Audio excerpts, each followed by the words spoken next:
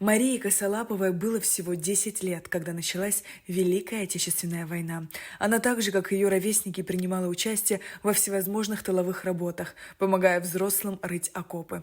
Участвовала в полевых работах, помогала сеять пшеницу и рожь. Она также вязала для солдат рукавицы и перчатки из козьей шерсти. С праздником хочется вас поздравить и в вашем лице всех ветеранов. На самом деле день наполненный гордостью и благодарностью, и самое главное памятью. Верьте или не верьте, я тронута от и до. Люди, которые нас вдохновляют на дальнейшие подвиги и поступки.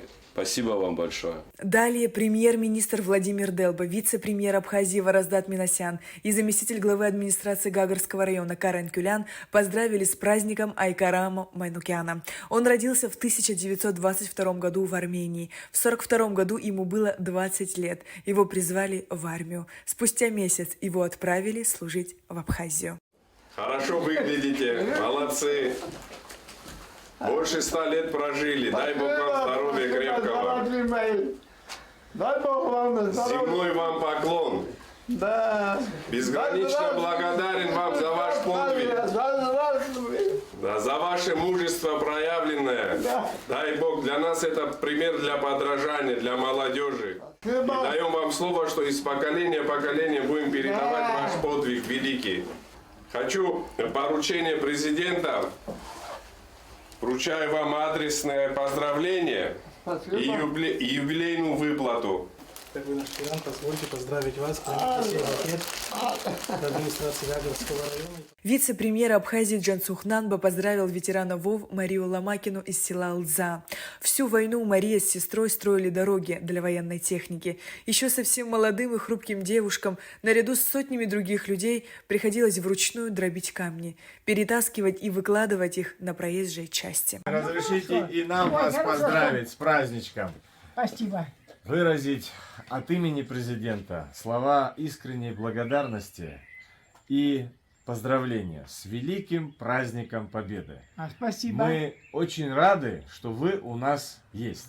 Вице-премьер Тараш Хагба поздравил ветерана ВОВ Алексея Ягупа. Он был призван на службу в Красную армию, когда ему было всего 17 лет.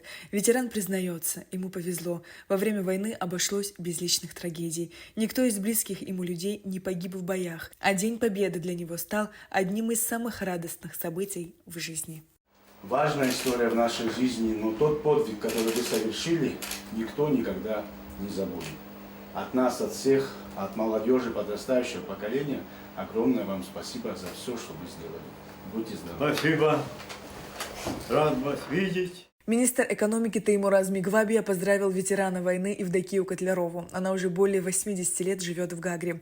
Евдокия Даниловна в годы войны помогала Красной армии передавать сообщения партизанам из оккупированного фашистами села в Воронежской области. Я хотел добавить, у меня прадед прошел Великую Отечественную войну, дошел до Варшавы.